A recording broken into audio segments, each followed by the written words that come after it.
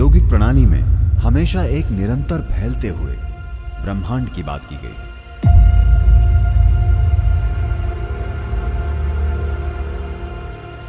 कोई शुरुआत या अंत नहीं, ये अंतहीन ब्रह्मांड है।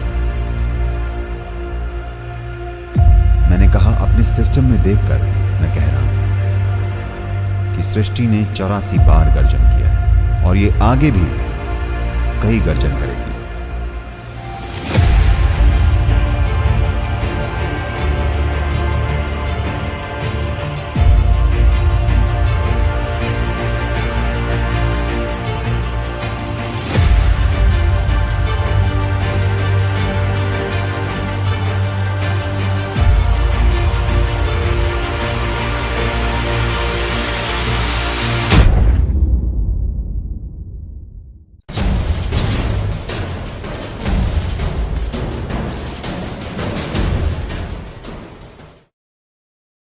चौरासी एक महत्वपूर्ण संख्या है आज हमारे जीवन में, चाहे हम इसके बारे में जागरूक हों या ना हो।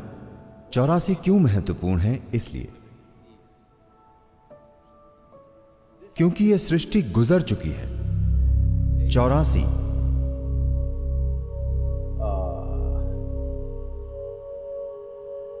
घटनाओं से। 84 बार यह हो चुका है, यह 84वीं घटना है।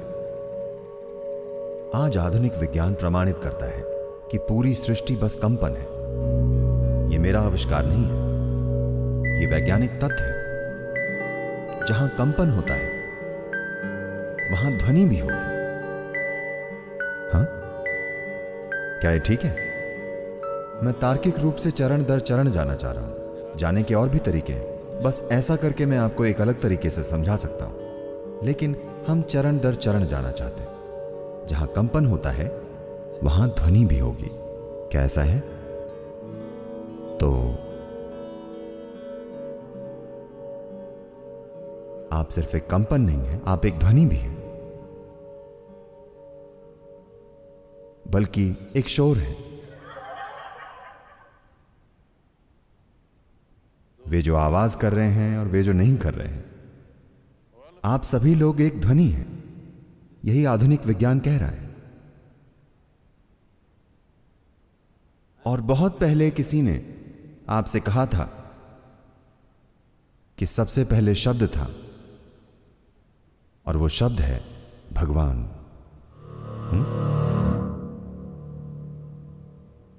आप जानते हैं बहुत पहले ये कहा गया था। ध्वनि एक शब्द है ना? बल्कि एक शब्द ध्वनि है। फिलहाल मैं अगर हां कहूं, क्योंकि आप ये भाषा जानते हैं, तो आप उससे एक अर्थ जोड़ रहे हैं। अगर आपको ये भाषा ना आती, तो जहां तक आपका सवाल है, मैं बस एक आवाज पैदा कर रहा हूं, है ना? क्योंकि आप उनकी भाषाएं नहीं जानते, आपको लगता है कि वो कुछ अजीब आवाजें पैदा कर रहे हैं। नहीं, वे कुछ बोल रहे हैं।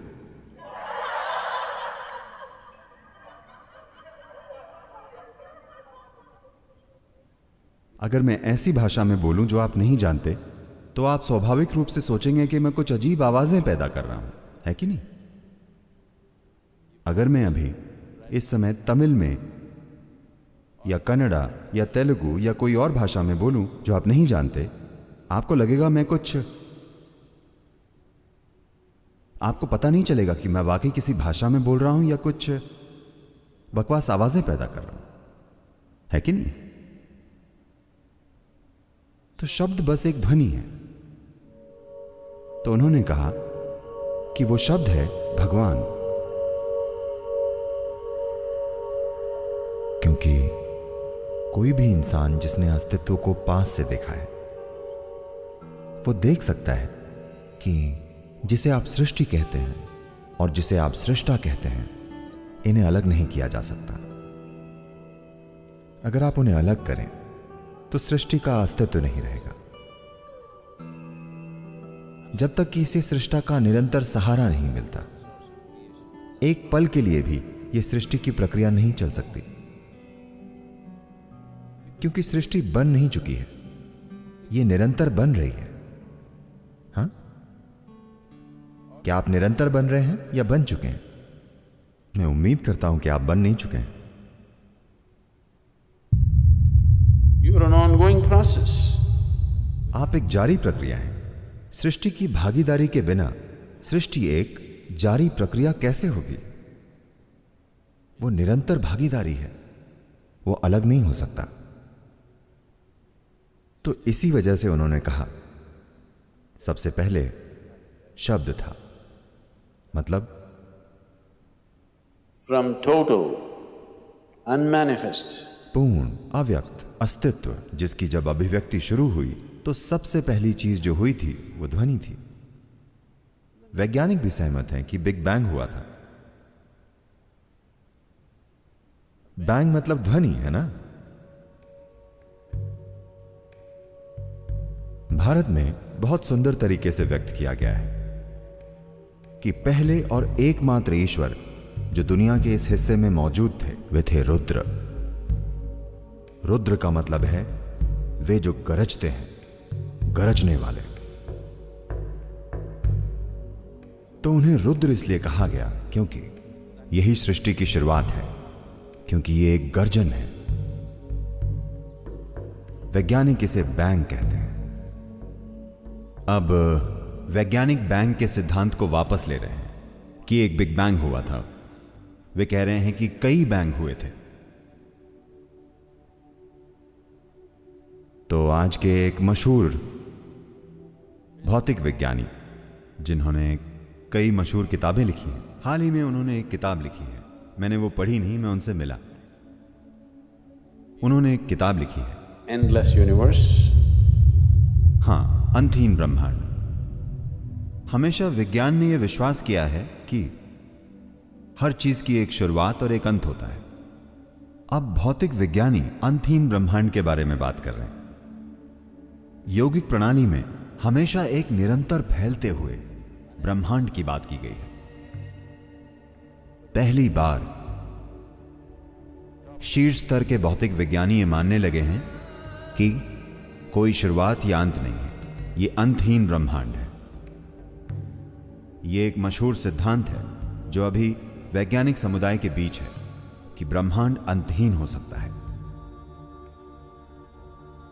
तो जब मैं इनसे चर्चा कर रहा था, मैंने पूछा कि क्या यह संभव है कि वो एक बैंग नहीं बल्कि एक गर्जन थी, एक निरंतर गर्जन। उन्होंने इस बारे में सोचा और उन्होंने कई चीजों के बारे में सोचा और वे बोले यह हो सकता है। शायद वो एक बैंग नहीं था, वो एक गर्जन थी। वो एक पल में नहीं हुआ, वो कुछ समय तक गरजा और फिर धीरे धीरे सृष्टि बनने लगी। तो पहला रूप, पहले ईश्वर को गरजने वाला कहा गया। रुद्र मतलब गर्जन करने वाला। तो मैंने पूछा आपको क्या लगता है उन्होंने कितनी बार गर्जन किया होगा? वो बोले हम कह नहीं सकते। हम कह नहीं सकते क्योंकि हमारे पास जानने का कोई तरीका नहीं है कि कितनी बार, लेकिन निश्चित रूप से उन्होंने एक से ज्यादा गर्जन की थी। फिर मैंने कहा किसी दिन अगर आपकी खोज आपको वहां पहुंचाती है तो इसे एक सहायक चिन्ह के रूप में रखिए कि वे 84 बार गरजे थे। उन्होंने पूछा आप कैसे जानते हैं, किस आधार पर यह कह रहे हैं? मैंने कहा अपने सिस्टम में देखकर मैं कह रहा हूं कि सृष्टि ने 84 बार गर्जन किया है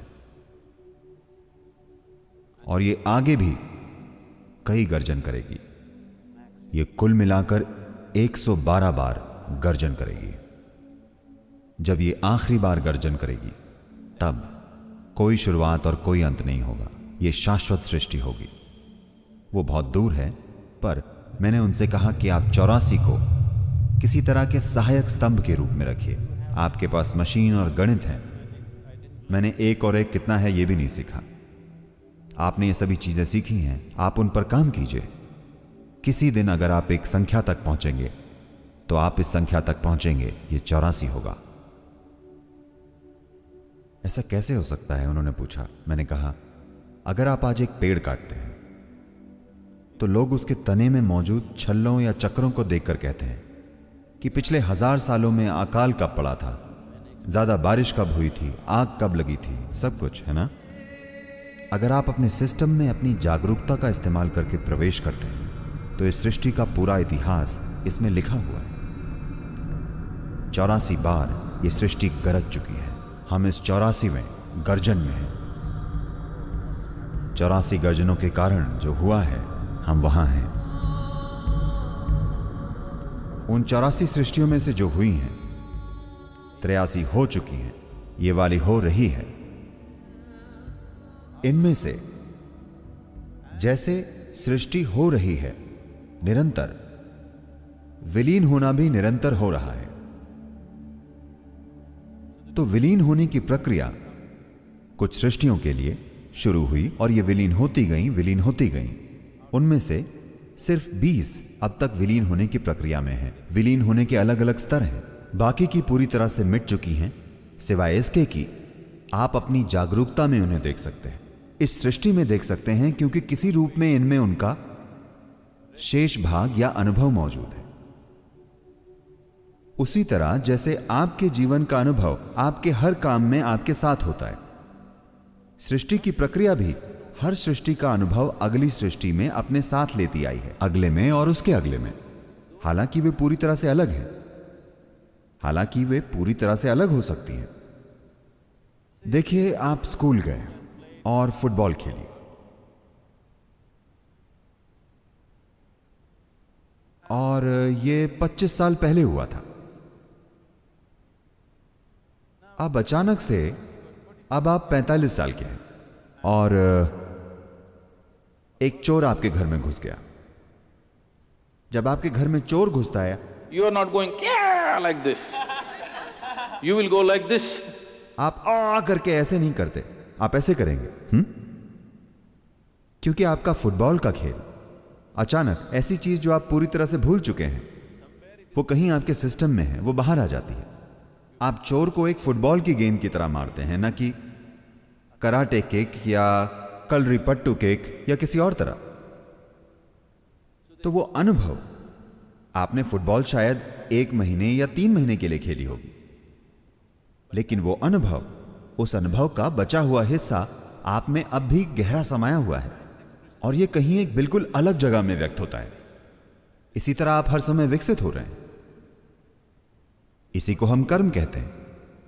तो ये व्यक्तिगत कर्म है जिसके बारे में हम बात कर रहे हैं, लेकिन एक ब्रह्मांडीय कर्म होता है। सृष्टि का अपना कर्म होता है, क्योंकि सृष्टि खुद एक कर्म है ना। सृष्टि का बनना क्या ये एक काम नहीं है? काम मतलब कर्म, ये कर्म है। उस कर्म का बचा हुआ हिस्सा हमेशा अगले स्तर की सृष्टि तक और फिर अगले स्तर तक पहुंचता है। इस तरह से कुल मिलाकर 84 सृष्टियां हुई हैं या 83 हुई हैं। ये 84वीं हो रही है। इनमें से पुरानी सृष्टियां पूरी तरह से विलीन हो चुकी हैं। उनका अस्तित्व बस अपनी सृष्टियों में मौजूद अनुभव की छाप के रूप में है, पर वे जीवित नहीं हैं। लेकिन इससे पहले की 20 सृष्टियां अब भी अलग अलग स्तर पर जीवित हैं। कुछ बहुत ही धुंधली हो गई हैं, कुछ प्रबल हैं, कुछ ज्यादा प्रबल हैं, कुछ लगभग असली हैं, जैसे ये है। ये लगभग ऐसी ही है, लेकिन ये विलीन होने की प्रक्रिया में है। वहां सृष्टि की प्रक्रिया सक्रिय रूप से नहीं हो रही है। विलीन होने का यही मतलब है। देखिए, फिलहाल आपके लिए मृत्यु का क्या मतलब है? जब आप बच्चे थे, जितनी नई कोशिकाएं आप पैदा कर रहे थे, मान लीजिए 1 साल में आप 100 अरब कोशिकाएं बना रहे थे। जब आप 35 के हो जाते हैं, यह थोड़ा कम हो जाता है। जब आप 45 के होते हैं, यह थोड़ा और कम होता है। 55 की उम्र में और कम होता है, 75 पर और भी कम। एक समय आता है जब आप जो पैदा करते हैं और जो मरता है उसकी संख्या नए से ज्यादा है। इसी तरह से बुढ़ापा आता है। सृष्टि के साथ बिल्कुल यही प्रक्रिया हो रही है। विलीन होना हर समय होता है, यहां भी विलीन होना हर समय होता है, लेकिन नई सृष्टि हो रही है तो यह पूरी ऊर्जा से चल रही है। यह नई सृष्टि धीमे पड़कर रुक गई, तो कुछ समय बाद कुछ समय अंतराल के बाद ये बस कम होने लगी, सिर्फ विलीन होने लगी, और कुछ समय बाद सिर्फ याददाश्त की छाप है, जीवित छाप बिल्कुल नहीं है। तो इस अर्थ में सिर्फ 21 अब तक किसी रूप में मौजूद है, बाकी की बची हुई 63, जी हां 63 पूरी तरह से गायब हो चुकी है। ये आपको नहीं मिलेंगी, इससे फर्क नहीं पड़ता कि आप कैसे देखते हैं, लेकिन आप उन्हें अपने सिस्टम में याददाश्त के चिन्हों के रूप में देख सकते हैं, क्योंकि वो छाप, वो अनुभव अब भी यहां है। ये एक असली चीज है, बाकी सभी घटते क्रम के अनुसार सक्रिय है। इनमें 2 हैं, इस सृष्टि में 2 हैं। एक भौतिकता है जिसमें हर चीज की याददाश्त है, दूसरा है सृष्टि का स्रोत जो भविष्य का आधार है। आप या तो अपने अतीत को अपना भविष्य बनने दे सकते हैं। जब आप अपने अतीत को अपना भविष्य बनने देते हैं, हम आपको देखकर कहते हैं यह उसका कर्म है। जब हम कहते हैं वो उसका कर्म है, इसका मतलब है कि वो अपने अतीत को अपना भविष्य बनने दे रही है, उसमें कोई नई संभावना नहीं है। यही बात है जब हम किसी को देखकर कहते हैं कर्म। हम बस यही कह रहे हैं कि वे अपने अतीत को अपना भविष्य बनने दे रहे हैं। उनका वाकई कोई भविष्य नहीं है, वो खुद को दोहराएगा। जब आप कहते हैं मैं आध्यात्मिक मार्ग पर हूं, तो आप एक स्तर पर यह कह रहे हैं कि आप वाकई ये कह रहे हैं कि आप अपने अतीत को अपने भविष्य के रूप में दोहराने नहीं देना चाहते। आप अपने जीवन को चक्रीय नहीं बनाना चाहते। आप अपने जीवन को आगे ले जाना चाहते हैं, आप उसे चक्रीय नहीं बनाना चाहते। पिछला मंत्र जिसका अभी आप उच्चारण कर रहे थे वो है पुनरपि जननम पुनरपि मरणम। मतलब ये चक्र, मैं इसे किसी तरह तोड़ना चाहता हूं, क्योंकि जब आप किसी चक्र में आ जाते हैं, जब आप गोल घूमने लगते हैं, तो आप कहीं नहीं पहुंचने वाले। जब आप कहते हैं कि कोई गोल घूम रहा है, तो इसका क्या मतलब होता है? इसका मतलब बस ये होता है कि वो कहीं नहीं पहुंचेगा। तो जब हम कहते हैं ये उसका कर्म है, तो हमारा मतलब यही होता है कि वो कहीं नहीं पहुंचेगा, क्योंकि घूमते हुए उसे ऐसा लगता है कि ये नई यात्रा है, ये नई यात्रा है, क्योंकि उसकी याददाश्त बहुत छोटी है। हर किसी को भूलने की बीमारी है। मां के गर्भ से पहले क्या था या मां के गर्भ में क्या था उन्हें याद नहीं। वे भूल जाने की स्थिति में है, इसलिए गोल घूमना नया लगता है, हर बार घूमकर नया लगता है। ये गोल घूमते जानवरों की तरह है। सर्कस में जानवरों को घुमाते हैं, ये बस वैसा ही है। भारत में विशेष रूप से योगिक संस्कृति में यह उदाहरण शायद कहीं योग सूत्र में ही है। ये वाला उदाहरण, उनकी तुलना तेल की चक्की के बैल से की जाती है। तेल की चक्की पर वे बैलों के साथ ये करते हैं, वे उनकी आंखों पर कपड़ा बांध देते हैं, उनकी आंखों पर कुछ बांध देते हैं, या फिर सब कुछ बांधकर बस इतना छोड़ देते हैं। और ये एक तेल की चक्की है, पर बैल सोचता है वो कहीं जा रहा है। जैसे आप ट्रेडमिल पर चढ़ते हैं और ऐसा लगता है कि आप कहीं जा रहे हैं, पर आप कहीं नहीं जा रहे हैं। यही कर्म है। तो ये आयाम जिसे आप अभी देख रहे हैं वो 2 स्तरों पर है। एक हो चुका है, दूसरा हो रहा है। तो उनमें से 83 हो चुके हैं। अगर आप संख्याओं में बात करना चाहते हैं तो 83वां हो चुका है, पर अब भी हो रहा है। बचे हुए हिस्से के रूप में यह अब भी हो रहा है। आपका जन्म हो चुका है, क्या ये हो चुका है? जन्म हो गया है, पर अब भी हो रहा है ना? आपकी मृत्यु हो चुकी है, लेकिन अब भी हो रही है। आप समझे? आपकी मृत्यु तय है ना? यह पहले ही हो चुकी है। जिस पल आप पैदा हुए थे आपकी मृत्यु हो गई थी। मृत्यु की ओर आपका पहला कदम हो गया था, पर अब भी हो रहा है। आप इसके पूरे होने का इंतजार कर रहे हैं या आप इसे टालना चाहते हैं, लेकिन यह हो रहा है ना? और यह पहले ही हो चुका है।